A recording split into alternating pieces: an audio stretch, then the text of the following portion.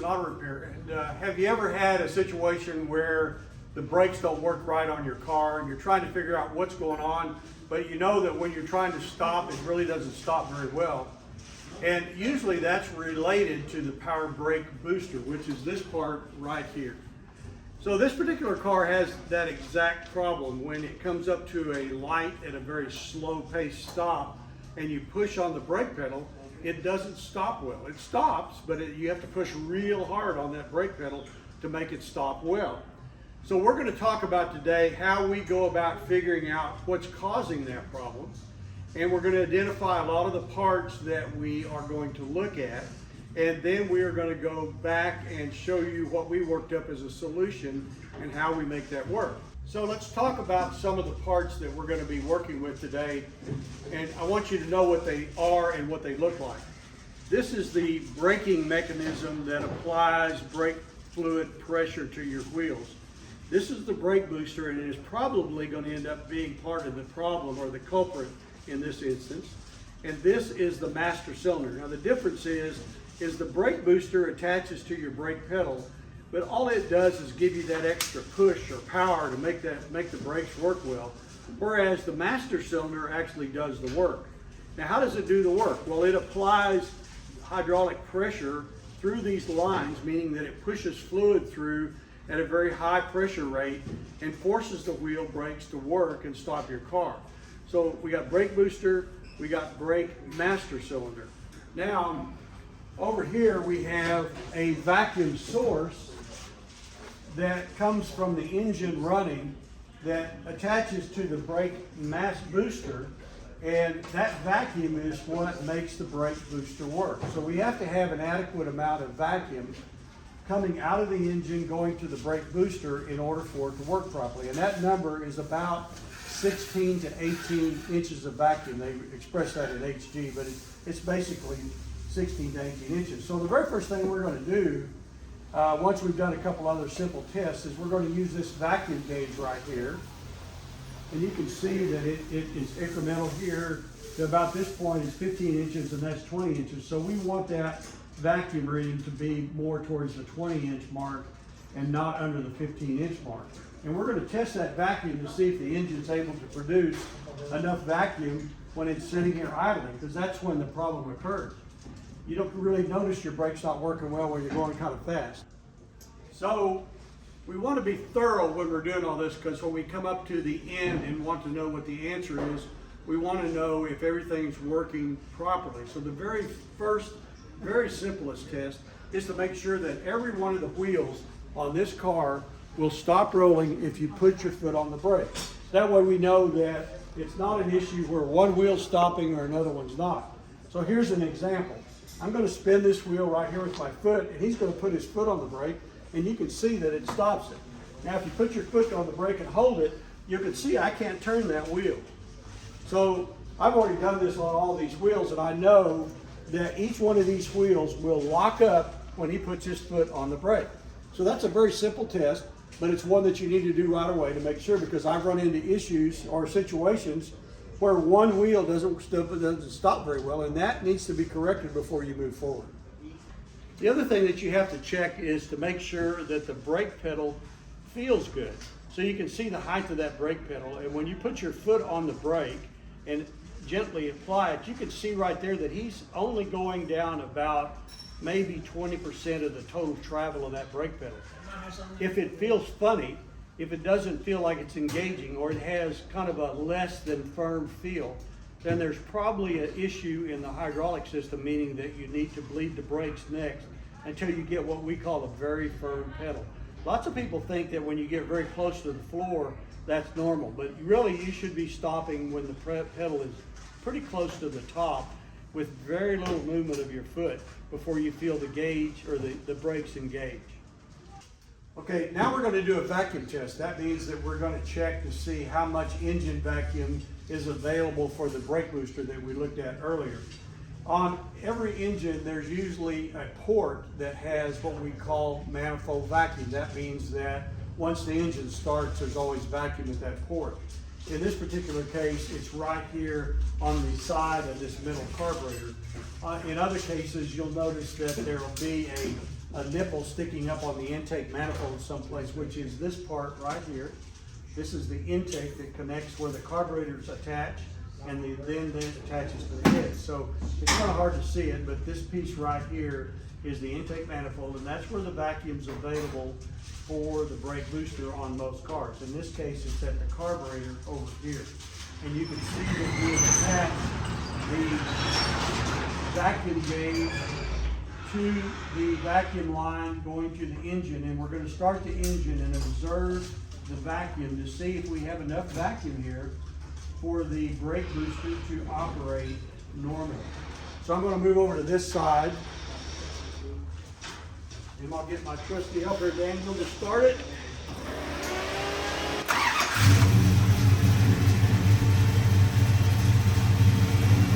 Come up in here. You're going to see that we only have about 14 inches of vacuum.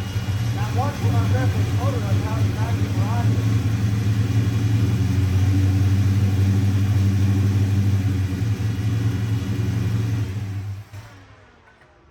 Now what I tried to show there through over all that noise is that when you'd be sitting here normally at a light with your foot off the gas, we only have about 12 to 14 inches of vacuum.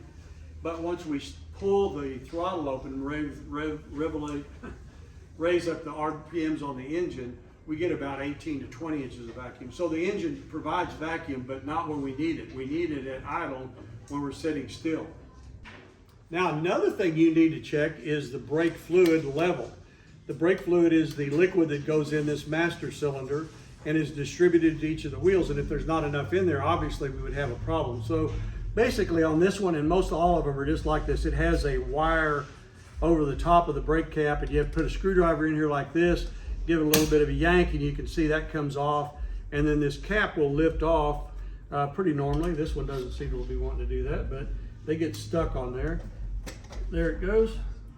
And once you lift the cap off, you can see there's a little bit of a diaphragm in the top on this seal, and here's the fluid. So that's fairly normal. It's a tad bit low, but both reservoirs need to have a sufficient amount of fluid, and I would say about to this level right here is where it needs to be on both the front and the rear. Now there's one reservoir for the rear, which is usually the larger one, and one for the front, which is usually the smaller one. Now, one last thing that we need to do is show you how to wire up an electric relay so that you can hook up anything that you want to hook up onto your hood and use a relay to do it so you don't burn up your ignition switch or some of the other small wiring under your hood. The little black box, really all this is what we call a relay, and it works like a light switch in that it will turn something on and off under your hood that's run by electrical power. The reason that you have to use these is because you can't wire these big components up like radiator fans and this vacuum pump straight to your ignition switch. It'll burn up. It can't carry the amount of current that's needed to run the whole car and power up all these additional parts that we've added on. So you have to use a relay. Now, how does that work? It looks really, really complicated, but it's not really that hard to do. It just really is simply, if you think of it like a light switch, something flips it on, and when you flip it on, the light comes on. When you flip it off, the light goes off. So the light on and off for us is this vacuum pump right here that supplies vacuum to the power brake booster. We want it to come on when you turn on the ignition switch. So how does that work? Well, first of all, these two smaller wires right here are wires that will interact with the ignition switch. This orange wire goes directly to the ignition switch under the dash, and when you turn the ignition switch on and there's power, it comes out through this orange wire. And this wire right here is a ground. So it needs to go to a battery ground somewhere on the fender or directly to the battery. And when you do that, this relay will come on and off. Simple as that. Just power from the ignition switch and a ground. It'll turn back on and off. These bigger wires are the working wires. They're the guys that are going to actually turn something on and off. One of them, the red one, goes back to the battery, and the other one goes to the fan or to the booster. Now what we like to do is just a little bit of a change on that, is we like to make these the ground wires. we actually run power directly to the part from the battery, and then it needs a ground, and we use this relay to ground it. But you can use it to power it up. We have just found that some of them are so powerful that these make these old relays get too hot. So we use it in reverse, using this as the ground side to the component and running a straight heavy wire from the battery to the radiator fan or to the vacuum pump straight off of the battery.